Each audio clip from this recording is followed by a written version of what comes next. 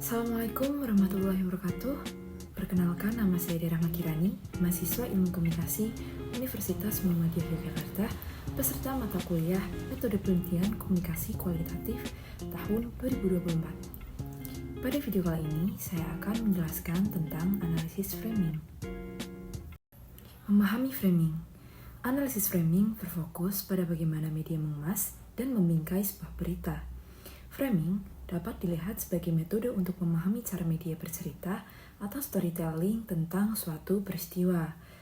Analisis framing dapat digunakan untuk mengidentifikasi siapa yang mengendalikan dalam struktur kekuasaan tertentu.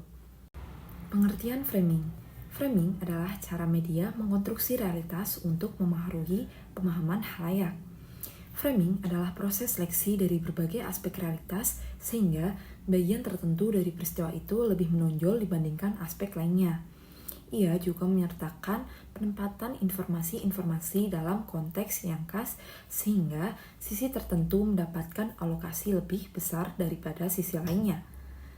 Pengertian tersebut menurut Robert N. Edman, sedangkan menurut William Agamson, framing adalah cara bercerita atau gugusan ide-ide yang terorganisir sedemikian rupa dan menghadirkan konstruksi makna peristiwa.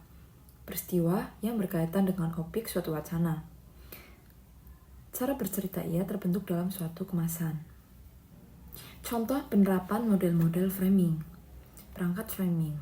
Yang pertama ada sintoksis, cara menyusun fakta dalam struktur berita berupa judul, lead, latar, kutipan, dan penutup.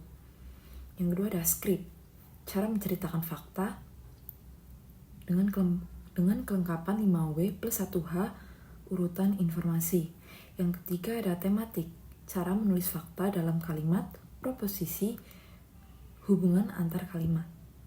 Yang keempat ada retoris, cara menekan arti tertentu seperti leksikon, grafis, metafora, dan pengadaian. Untuk unit analisis, yang pertama ada sintoksis, yaitu judul, lead, latar informasi, kutipan, penutup. Yang kedua ada skrip, kelengkapan 5W plus 1H urutan informasi. Yang ketiga tematik, adanya paragraf, prosesisi, hubungan antar kalimat, kohesi antar paragraf. Yang empat, retoris, leksikon, grafis, metafora, pengadaian. Framing Robert Edman. Elemen framing yaitu ada definisi masalah, diagnosa penyebab, penilaian moral, solusi yang ditawarkan. Model framing menurut William Agamson yaitu ada framing device atau perangkat analitik. Yang kedua ada metafora, frase khas, contoh, pengebaran, citra visual. Yang ketiga ada reasoning device atau perangkat penalaran. Yang keempat ada akar masalah, seruan pada prinsip, dan konsekuensi.